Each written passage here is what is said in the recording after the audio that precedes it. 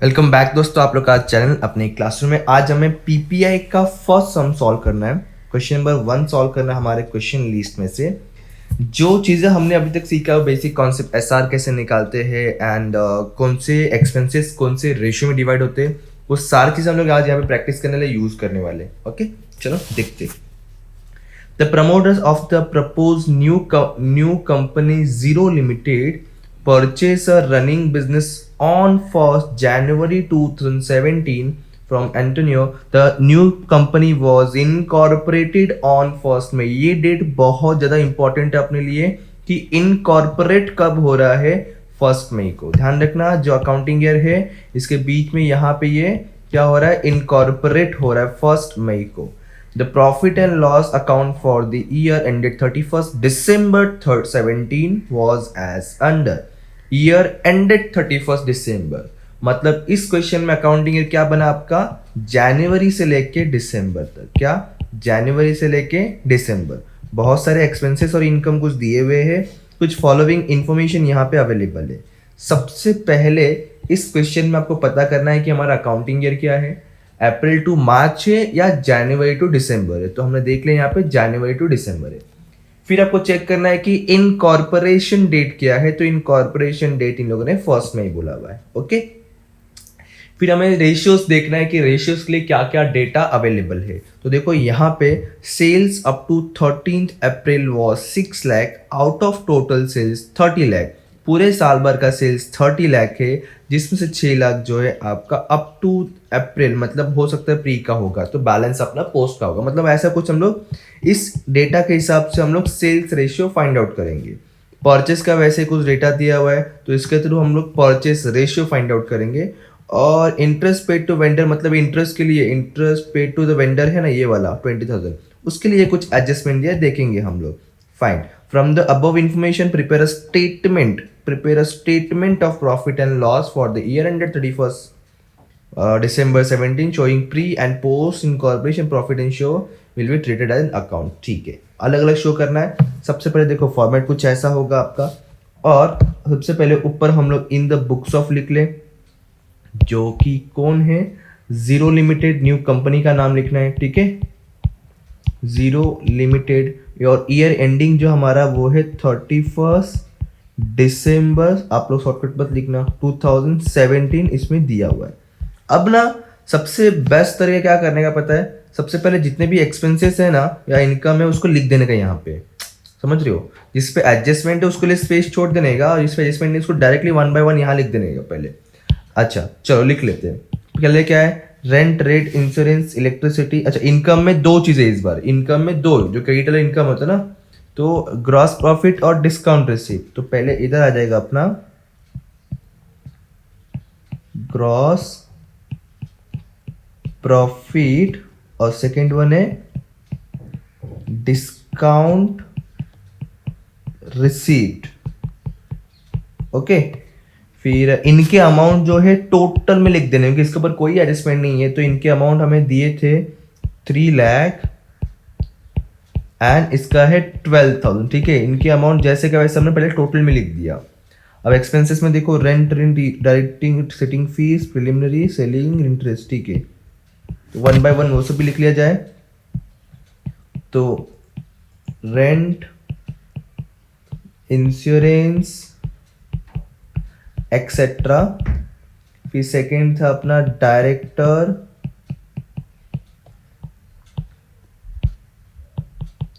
Sitting fees था। Then फिर preliminary expenses था, प्रिलिमिनरी एक्सपेंसेस। देन उसके बाद क्या था देखना, तो प्रिलिमिनरी के बाद है अपना सेलिंग और इंटरेस्ट वाला पार्ट। तो उसके बाद आ जाएगा अपना सेलिंग एक्सपेंसेस और इंटरेस्ट टू वेंडर। इतनी चीजें हैं। ठीक है, ये सब जब करूंगा तो मुझे मिल जाएगा क्या, टोटल एक्सपेंसेस। ओके, इसको मैं बी बोल सकता हूँ और टोटल इनकम को मैं ए बोल सकता हूँ। तो नेट प्रॉफिट कैसे मिलेगा, ए माइनस बी करके। ओके, ऐसे कुछ चीज़ें पहले लिख लिया हमने। अच्छा, इन सब के भी अमाउंट लिख लेते टोटल में। ठीक है, जितना इजी कर सकते हो क्वेश्चन आंसर को इतना इजी कर देने का, जितना हम लोग फॉर्मेट को प्रॉपरली फिल कर सकते एज कम टाइम में। ठीक है, कम टाइम में। तो इन सब के अमाउंट देख लो, यहाँ से कोई एडजस्टमेंट है नहीं, तो उसको as it is net profit को डिवाइड नहीं करना होता है। ठीक है, याद रखना। तो रेंट इंश्योरेंस का था 24,000, डायरेक्टर सिटिंग फीस का है 7,200, ये 9,800 था, ये 11,000 है, और ये 2,000 मैंने 20,000 मैंने कहीं बाहर से नहीं लिखा। जो भी क्वेश्चन में दिया हुआ है अमाउंट हमने सिर्फ वहीं से सारे अमाउंट को टोटल में लिखा है, टोटल में। ठीक है, चलो इतना होने के बाद जरा डिस्कशन करते हैं कि कौन सा एक्सपेंसेस या कौन सा इनकम कौन से रेशियो में जाना चाहिए। चलो पहले आ जाओ ग्रॉस प्रॉफिट। देखो बेसिक ऑफ अलोकेशन दिख रहा है, यहाँ पे आपको वो लिखना है टीआर एसआर या SR TR PR pre post कहाँ पे जाएगा वो लिखना है, या फिर उनके रेशियोज लिखने हैं। मैं दोनों लिख रहा हूँ फिलहाल क्योंकि स्पेस है मेरे पास, आप दोनों में से कोई भी एक लिख सकते हो। दोनों मतलब जैसे एसआर उसका रेशियो 3:2, ऐसा दोनों भी लिख सकते हैं, या फिर एक ही लिखने का, या तो ऐसा लिखो या फिर रेशियो लिखो। चलो ग्रॉस प्रॉफिट, ग्रॉस प्रॉफिट कौन से रेशियो में जाता है? प्रॉफिट होगा कब? जब हम लोग सेल्स करेंगे, मतलब कौन से रेशियो में जाएगा? सेल्स रेशियो में। डिस्काउंट रिसीव, आपको डिस्काउंट कब मिलेगा? जब हम लोग कुछ खरीदेंगे तो, मतलब कौन सा रेशियो फिर? Purchase ratio. 3 तरह के रेशियो है, सेल्स रेशियो, परचेस रेशियो और टाइम रेशियो, और एक 2 चीजें जो एक्स्ट्रा अलग से, pre and post. Rent, insurance etcetera, जो रेंट है इंश्योरेंस है, अगर आप काम करो कि ना करो मंथली रेंट पे करना पड़े, दैट इज एक टाइम के ऊपर फिक्स हो गया, तो वो time ratio. Director sitting fees है, डायरेक्टर की बात कर रहा है, किसी भी पार्टनरशिप फॉर्म में डायरेक्टर नहीं होता है, सिर्फ कंपनी में होता है। कंपनी में मतलब कौन सा? प्री की पोस्ट, तो पोस्ट। कंपनी मतलब इटसेल्फ ओनली पोस्ट, तो पूरा पैसा पोस्ट में आएगा, क्लासिफिकेशन नहीं होगा इसके अमाउंट का। प्रिलिमिनरी एक्सपेंसेस, ये होता क्या है? कंपनी स्टार्ट करने के पहले कुछ खर्चे होते हैं जो हमें इनकर्ड करने पड़ते हैं। मैंने क्या बोला? कंपनी स्टार्ट करने से पहले या कंपनी के लिए होता है, इसलिए ये भी किस में आएगा? आपका पोस्ट में आएगा। सेलिंग एक्सपेंसेस, हम लोग सेलिंग एक्सपेंस क्यों करेंगे? बिजनेस के सेल्स को इंक्रीज करने के लिए। किसके इंक्रीज करने के लिए? सेल्स को इंक्रीज करने के लिए। मतलब कौन सा रेशियो आ गया? Sales ratio. Interest to vendor के लिए कुछ तो एडजस्टमेंट दिया है, तो हम लोग एज पर एडजस्टमेंट चलेंगे। चाहिए तो यहाँ पे मैं ऐसा लिख देता हूँ, वर्किंग नोट नंबर और हैशटैग नंबर 1। ठीक है, हमने यहाँ पे ये चीजें लिख लिया, बट हमारे पास अभी रेशियोज नहीं है। सेल्स रेशियो नहीं है, परचेस रेशियो नहीं है, टीआर नहीं है, सॉरी हाँ टीआर नहीं है। तो ये रेशियोज अभी फाइंड आउट करना पड़ेगा, जो सबसे इंपॉर्टेंट थिंग है इस चैप्टर का। ठीक है, चलो वर्किंग नोट में हमारा अकाउंटिंग क्या बोलता है इसमें? अप्रैल टू मार्च नहीं, जनवरी टू दिसंबर। तो पहले हम लोग वो अकाउंटिंग ईयर बनाएंगे, अप्रैल टू दिसंबर का अकाउंटिंग ईयर बनाएंगे। 2, 3, 4, 5, 6, 7, 8, 9, 10, 11 एंड 12, 12 महीने का अकाउंटिंग रहेगा ना? थोड़ा सा नहीं तो नहीं इतना ये नाटक कर रहा है, चलो कोई नहीं, जाने दो। ओके, तो अकाउंटिंग ईयर लिख लिया जाए अभी यहाँ पे। शॉर्टकट्स में वर्ड लिखने का, जनवरी, फरवरी, मार्च, अप्रैल, मई, जून, जुलाई, अगस्त, सितंबर, अक्टूबर, नवंबर एंड दिसंबर। ठीक है, शॉर्टकट्स में यूज करो। देन इतना होने के बाद हमें निकालना क्या है इस बार? इस क्वेश्चन में 3 रेशियो निकालने हैं। एक जो है आपको निकालना है वो है टाइम रेशियो। ठीक है, इस तरह में 3 चीजों की जरूरत है। पहले तो फर्स्ट क्वेश्चन में टाइम रेशियो है, फिर सेल्स रेशियो है। ये 2 रेशियो आपको हर एक क्वेश्चन में निकालना पड़ेगा, बट परचेस रेशियो डिपेंड करता है, अगर डेटा दिया है तो ही निकालना पड़ता है, नहीं निकालना पड़ता है। ठीक है, चलो तो ये 3 चीजें फाइंड आउट करना है। सबसे पहले टाइम रेशियो निकालते, जो इजी होता है और बहुत बहुत ही इजी तरीका है।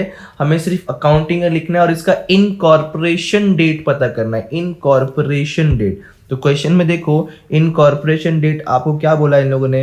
1 मई। 1 मई मतलब आपको अब क्या करना है? यहाँ पे एक लाइन ड्रॉ करना है इधर, सॉरी मई बोला है ना, इधर आपका ये एक पूरा लाइन ड्रॉ हो जाएगा। एक चीज याद रखना, अगर फर्स्ट डे और डेट ऑफ मंथ बोला है तो इस लाइन के पहले आएगा, लास्ट डे और डेट ऑफ मंथ बोला है तो ये साइड आएगा। मतलब ये लाइन के पहले और लाइन के वो साइड वाला पार्ट आपको ध्यान से रखना है। स्टार्टिंग डे रहेगा सिंपल सा इधर रहेगा और एंडिंग डेट रहेगा तो इधर रहेगा, ठीक है, ये चीज याद रखना। तो ये जो हमने अभी लाइन ड्रॉ किया ये हमारा क्या हो गया, इनकॉर्पोरेशन डेट हो गया। क्या हो गया, इनकॉर्पोरेशन डेट। जैसे ये लाइन ड्रॉ हो गया तो ये पूरा अकाउंटिंग ईयर जो है अभी दो पार्ट में डिवाइड हो गया। कितने पार्ट पे, दो पार्ट पे। एक लाइन जो ड्रॉ हुआ इनकॉर्पोरेशन के पहले वाला पार्ट और दूसरा इनकॉर्पोरेशन के बाद वाला पार्ट। याद करो इनकॉर्पोरेशन के पहले वाले पार्ट को हम लोग क्या बोलते हैं, तो इनकॉर्पोरेशन के पहले वाले पार्ट को बोला जाता है प्री इनकॉर्पोरेशन या प्री पार्ट। याद आ रहा है, मैंने बताया था इनकॉर्पोरेशन के पहले वो प्री होता है, इनकॉर्पोरेशन के बाद क्या बन जाता है फिर पोस्ट। मतलब यहां तक हमारा हो सकता है पार्टनरशिप फॉर्म या सोल ट्रेडिंग चला होगा, यहां इनकॉर्पोरेशन जैसे हो गया वो कंपनी में कन्वर्ट हो गया। अब देखो टाइम रेशियो कैसे निकालने का। अब आप प्री के मंथ देखोगे कितने हैं एंड पोस्ट के मंथ देखोगे कितने हैं। इनकॉर्पोरेशन के पहले चेक करो कितने मंथ थे, 1 2 3 एंड 4। ये मंथ नहीं आया क्योंकि देखो ये मंथ तो पोस्ट के अंदर कवर हो रहा है तो 4 है। तो क्या करूंगा, टाइम रेशियो 4:8 आ गया। 8 कैसे आया, काउंट कर लो सिंपल सा, यहाँ पे 8 होगा या फिर पूरे 12 महीने का है, 12 में से अगर 4 मंथ प्री का तो पोस्ट का कितना 8 मंथ। तो रेशियो अगर मैं चाहूँ तो इसको छोटा कर सकता हूँ, 4 के टेल में दोनों कटता है, 4 1 जा 4 एंड 4 2 जा 8। मतलब हमें TR टाइम रेशियो मिल गया वो है 1:2। क्या, 1:2। तो टाइम रेशियो जैसे इनकॉर्पोरेशन डेट आता है आपको टाइम रेशियो मिल जाना है। अब मुझे निकालना है sales ratio and purchase ratio. पहले डिस्कशन करते हैं हम लोग सेल्स के बारे में कि सेल्स के बारे में इन लोगों ने क्या दिया हुआ है। चलो देखा जाए फिर क्वेश्चन में। सेल्स अप टू 13 अप्रैल मतलब यहाँ एंडिंग तक की बात कर रहा है, मतलब सिंपल सा प्री की बात कर रहा है। प्री में सेल्स जो है 6 लाख है, पूरे साल भर का सेल्स आपका 30 लाख है। ठीक है, इसने क्या बोला कि प्री में आपका सेल्स 6 लाख, तो यहाँ लिख देता हूं मैं, प्री में इन लोगों ने बोल दिया कि आपका सेल्स कितना है, 6 लाख है। फिर बोला कि पूरे साल भर का, ठीक है, पूरे साल भर का, ये पूरे ईयर का सेल्स उन्होंने बता दिया। फिर एक मिनट, ये पूरे ईयर का इन्होंने आपको सेल्स बता दिया है रुपीज 3 लाख की 30 लाख, सॉरी 30 लाख करेक्ट। तो यहाँ पे आ गया आपका 30 लाख रुपीस पूरे साल भर का। ठीक है, पूरे ईयर का सेल्स आपको 30 लाख देता। अब जस्ट थिंक, प्री का 6 लाख है, टोटल ईयर का 30 लाख है, तो पोस्ट का कितना आएगा। सिंपल सा बैलेंस अमाउंट बराबर, बैलेंस अमाउंट आ जाना है। बैलेंस अमाउंट मतलब कितना, 24 लाख बराबर। अच्छा 24 कैसे आएगा, क्वेश्चन पूछा जाए तो कैसे आएगा आंसर, क्या होना चाहिए आंसर, फिर अपना आंसर होना चाहिए सर 30 माइनस 6 लाख किया हुआ है। गॉट इट, समझा इतना चीजें। तो अब देखो सेल्स का क्या रेशियो कैसे बनेगा। अभी प्री में सेल्स जो है 6 लाख का एंड पोस्ट में सेल्स जो है 24 लाख का। ओके, सबसे पहले सारे कॉमन जीरोस गायब करो, तो कॉमन जीरो गायब करने के बाद आपको मिलता है 6:24, करेक्ट है। अब देखो क्योंकि देखो ना इधर 5 टाइम्स 0 5 टाइम्स 0, तो अब चेक करो क्या है दोनों किसी एक टेबल में आता है क्या, हाँ आता है ना। ठीक है, तो 6 का टेबल में आता है, तो 6 1 जा 6 एंड 6 4 जा 24, मतलब हमें SR भी मिल गया 1:4। ये चीजें ही इंपॉर्टेंट है यहाँ पे। SR क्या मिल गया अपने को, 1:4। सेम चीज हम लोग कुछ अब PR निकालेंगे, PR का रेशियो भी हम लोग कुछ वैसे ही कैलकुलेट करने वाले हैं। देखते हैं PR का रेशियो कैसे निकलेगा। पहले इसको एक प्रॉपर लिख दिया जाए, मिक्सअप नहीं होना चाहिए ना। ठीक है, चलो अब देखते हैं कि PR का रेशियो कैसे निकलता है अपने को। सेम वैसे जैसे हमने ऐसा निकाला, तो PR के लिए क्या बोला है परचेस रेशियो के लिए कि वही प्री का इन लोगों ने 6 लाख दिया है और पूरे साल भर का 18 लाख है। सेम कुछ वैसे ही है परचेस के लिए। इन्होंने बोला कि स्टार्टिंग का जो प्री है वो 6 लाख ही है, लेकिन पूरे साल भर का जो है आपको इन्होंने दे दिया अभी, ये पूरे साल भर का जो है परचेस हमें दिया हुआ है कितना लाख, 8 लाख, यस 18 लाख, ये दिया हमें 18 लाख। तो बैलेंस कितना बचा फिर, तो बैलेंस जो है बचता है अपना 12 लाख, बराबर। 12 लाख कैसा है, अगर क्वेश्चन अराइज होता है तो सर बैलेंस अमाउंट है, बैलेंस मतलब जो है 18 लाख माइनस हमने 6 लाख कर दिया, ठीक है। तो अब अगर मैं पी आर रेशियो निकालना चाहूँ तो प्री में कितना है 6 लाख, पोस्ट में कितना है 12 लाख। पहले क्या करूँगा, कॉमन जीरो का ऐप करूँगा तो मिलता है 6:12, इसको और छोटा किया जा सकता है 1:2 के अंदर, मतलब पी आर भी हमें मिल गया 1:2 का रेशियो, ठीक है। तो ये हो गया हमारा तीनों के तीनों रेशियो फाइंड आउट कैलकुलेट। और यही चीज़ सब सर क्वेश्चन में आपको इंपॉर्टेंट है। एस आर टी आर अगर रॉन्ग आ गया आपका तो आपको मोस्टली 50% आंसर आपका रॉन्ग हो जाता है, तो इस चीज़ ध्यान रखना, ठीक है। तो अभी काम करते हैं, पहले टाइम रेशियो 1:2 है, तो टाइम रेशियो जहाँ जहाँ ज़रूरत है वहाँ लिख लेते हैं, एक ही जगह पर ज़रूरत है 1:2। अब सेल्स रेशियो कहाँ कहाँ ज़रूरत है वो लिख लेते हैं, 1:4 है, तो 1:4 यहाँ पर एंड 1:4। परचेस रेशियो भी कितना था 1:2, तो यहाँ पे 1:2। अब सारी चीजें हो चुका है, सिर्फ एक ये जो इंटरेस्ट टू वेंडर है वो वर्किंग नोट बचा है। एक काम करते पहले इंटरेस्ट टू वर्किंग नोट भी कर लेते, बाद में हम लोग इसको सॉल्व करेंगे। अभी जो नेक्स्ट वर्किंग नोट है अपना वो है hashtag number 1, interest to vendor. इसका मीनिंग कुछ ऐसा बन रहा है कि वेंडर का पैसा बैलेंस है, अभी तो उसको पे नहीं किया है, तो जो जितना महीना बैलेंस चलता रहेगा उतना महीने का इंटरेस्ट पे करना पड़ेगा। रिपीट करता हूँ, जितने महीने का बैलेंस रहेगा उतने महीने का इंटरेस्ट पे करना पड़ेगा। तो सबसे पहले जो है हम लोग कैलकुलेट करेंगे टोटल इंटरेस्ट कितना बैलेंस है या कितना होना चाहिए, ठीक है। तो चेक करो पहले कि कितना बैलेंस है जिस पर इंटरेस्ट चार्ज करें। तो यहाँ पे दिया है कि इंटरेस्ट जो है हम लोग 12% पे करेंगे, कितने अमाउंट पे, 2 लाख। मतलब ऐसा हो सकता है कि 2 लाख जो है ना ये हमारा प्रिंसिपल अमाउंट होगा, ये लोन बोल दो, कैपिटल बोल दो, जो भी बोल दो, ये 2 लाख हमारा प्रिंसिपल अमाउंट होगा। तो इस पे 12% हमें इंटरेस्ट पे करना है till the payment was made, ठीक है, जब तक पेमेंट करेंगे, मतलब पूरा 12 महीने का फिलहाल के लिए आने वाला है। तो 2 लाख के ऊपर 12%, ठीक है। तो यहाँ पे मैं क्या करूंगा, अभी देखो टोटल अमाउंट कितना अपना 2 लाख, जिसके ऊपर कितना परसेंट 12%, मतलब 12/100, तो कितना आएगा टोटल, तो ये आएगा टोटल 2400। ये जो है आपका फॉर 12 मंथ है, बराबर, ये आपका फॉर 12 मंथ है। मुझे पहले पर मंथ निकालना है। ऐसा क्यों बोल रहा पर मंथ, क्योंकि देखो ना यहाँ पे जो इनकॉर्पोरेशन हुआ है स्टार्टिंग में 4, इधर 10, 8 है ना, ऐसा कुछ है ना, तो अपने को प्री एंड पोस्ट में इंटरेस्ट को डिवाइड करना है, इसलिए पहले पर मंथ निकालना जरूरी है। तो मैं क्या करूंगा अभी, पर मंथ इंटरेस्ट अमाउंट बताओ, पर मंथ कितना आएगा। अगर पूरे 12 मंथ का 24,000 है तो आपका पर मंथ कितना आएगा। सिंपल सा कैलकुलेशन होना चाहिए कि टोटल 24,000 को डिवाइड बाय जितने मंथ का निकालना है, मतलब 12 मंथ का, तो पर मंथ कितना मिल जाएगा 2000 पर मंथ आ गया। अब जरा ध्यान समझना, आगे कॉन्सेप्ट कंफ्यूज कर सकता है। टोटल 20,000 क्वेश्चन में आपको इंटरेस्ट दिया हुआ है कि हमने टोटल इतना पेड किया है, बरोबर, टोटल हमने इतना पेड किया, लेकिन देखो क्वेश्चन अपना कैलकुलेशन के हिसाब से कितना पे करना चाहिए, 24,000 पेड करना चाहिए, बट हमने पेड ओनली 20,000 किया है, मतलब कहीं ना कहीं 4,000 अभी भी बैलेंस है, जिसको हम लोग क्या बोलते हैं, आउटस्टैंडिंग। क्या बोलते हैं, आउटस्टैंडिंग। तो आउटस्टैंडिंग इंटरेस्ट जो पे करना बाकी है वो हम लोग कहाँ लिखते हैं, याद करो, बैलेंस शीट के लाइबिलिटी में। बट फिलहाल हम लोग बैलेंस शीट नहीं बना रहे हैं, इसलिए इसको इग्नोर करेंगे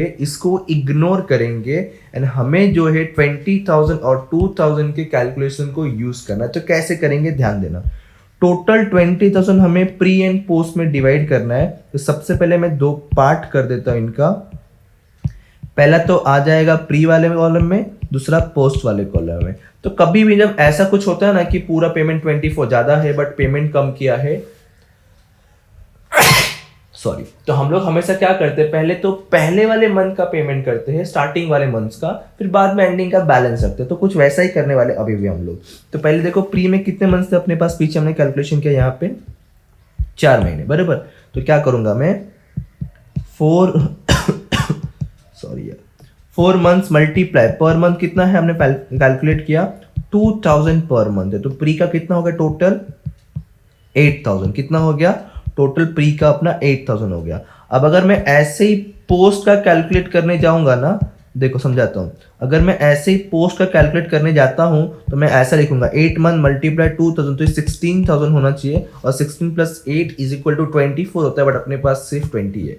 तो इसलिए क्या करने का, डायरेक्ट कैलकुलेशन करने का, इधर जो है डायरेक्टली बैलेंस अमाउंट लिख देना है। क्या करने का, डायरेक्टली बैलेंस अमाउंट मतलब पोस्ट का हमने सिर्फ और सिर्फ 12,000 ही पेमेंट किया है, इसका मीनिंग ये बनता है, और जो बैलेंस अमाउंट है वो बाद में लिखा जाएगा। तो ये 12 कैसे आया, अगर क्वेश्चन अराइज होता है माइंड में, तो देखो 12 सिंपल सा हमने क्या किया, 20,000 में से 8,000 हमने क्या कर दिया, माइनस कर दिया। ठीक है, तो ये प्री कॉलम में आएगा, पोस्ट कॉलम में, प्री में 8 और इधर 12। तो इधर लिख लेते हैं हम लोग पहले ये वाला ही पार्ट, इधर प्री में 12 नहीं कितना, प्री में 8, प्री में 8000 और इसमें 12000, इस तरह से टोटल 20 हो गया। ठीक है, अब सारे वर्किंग नोट सारे कैलकुलेशन कंप्लीट है, अब जस्ट इसको डिवाइड करते चलना है। चलो पहले 3 लाख को 1:4 में डिवाइड करना है। तो इसको कैसे करना होता है देखो, पहले नॉर्मल कैलकुलेशन समझो, 3 लाख मल्टीप्लाई 1/5, फिर 3 लाख मल्टीप्लाई 4/5, ऐसे करना है। ठीक है, या फिर शॉर्टकट बता रहा हूं, सुनो और कैलकुलेटर में टाइप करो, कैलकुलेटर लो यूज करो। देखो पहले टाइप करो टोटल अमाउंट 3 लाख, फिर डिवाइड बाय, नीचे इन दोनों का एडिशन मतलब डिवाइड बाय 5, फिर डबल मल्टीप्लाई मतलब मल्टीप्लाई को 2 बार प्रेस करो, फिर फर्स्ट वाला मतलब 1 फिर इक्वल दबाओ, तो आपको मिल गया कितना 60,000।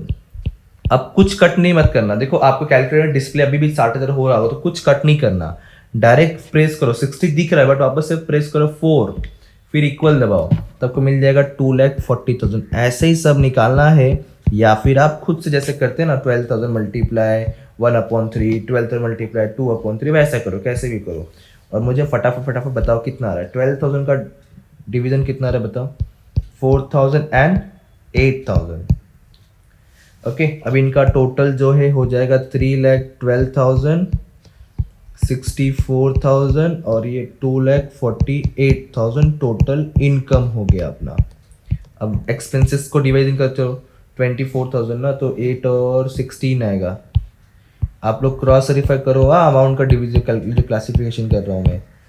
फिर 7,000 देखो 200 जो है ओनली पोस्ट है, तो प्री कॉलम में कुछ नहीं आएगा। देखो नहीं, हमारा पहला प्री कॉलम है बराबर, तो पहले कॉलम में कुछ नहीं आएगा, डायरेक्टली पूरा का पूरा पोस्ट में चले जाएगा 7,200।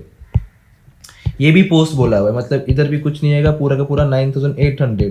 फिर 11,000 को 1:4 में डिवाइड करो, तो 11,000 ना 1:5 मतलब 2,200 और ये 8,800। चलो हो गया। अब टोटल एक्सपेंसेस मतलब इतना प्लस करना है अपने को, बताओ कितना कितना आ रहा है, 8, 8, 16, 17, 18,200 इसका आ गया, 16, 17 ऐसा करो बताओ, 53 देखो 53,800 आ रहा है क्या, और ये 72 चेक करो। अब क्या करोगे, देखो ये ए में से बी वाली चीजें माइनस करोगे, तो 3,12,000 माइनस 72,000 करके बताओ कितना आ रहा है।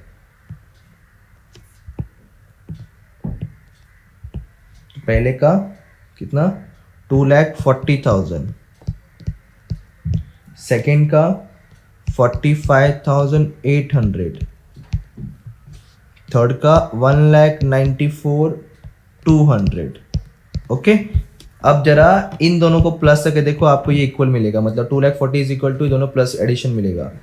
इसका मतलब ये बन रहा है जो टोटल साल भर का 2,40,000 प्रॉफिट हुआ है ना, उसमें से प्री का प्रॉफिट इतना है, जिसको हम लोग कैपिटल रिजर्व बोलते हैं, याद है ना, इसको हम लोग कैपिटल प्रॉफिट बोलते हैं। प्री इनकॉर्पोरेशन का कुछ भी प्रॉफिट हुआ उसको बोलेंगे capital profit, post of profit उसको बोलेंगे रेवेन्यू प्रॉफिट। याद रखना ये चीज़ें जो मैंने थ्योरी में बताया था आपको। तो आप यहाँ चाहो तो ऐसा लिख सकते हो, capital profit is equal to 45,800, यहाँ ना लिख के नीचे लिखने का, और revenue profit is equal to 194,200, वैसा भी लिख सकते हो। अब देखो आपको नेट प्रॉफिट क्वेश्चन में 2,40,000 ही दिया हुआ है, मतलब हमारा आंसर राइट है। हाँ, जब तक आपको यहाँ पे कोई एडिशनल एडजस्टमेंट विथ अमाउंट नहीं दिया हुआ, मतलब जो चीज़ यहाँ नहीं लिखा है वो एडजस्टमेंट आपको नीचे दिया हुआ है, तो आपको नेट प्रॉफिट सेम नहीं आएगा, थोड़ा सा अलग आएगा, जितना अमाउंट दिया रहेगा नीचे उस हिसाब से। अदरवाइज नीचे जब कोई एक्स्ट्रा अमाउंट नहीं दिया है तो आपको नेट प्रॉफिट हमेशा ही टोटल वाला सेम आना चाहिए।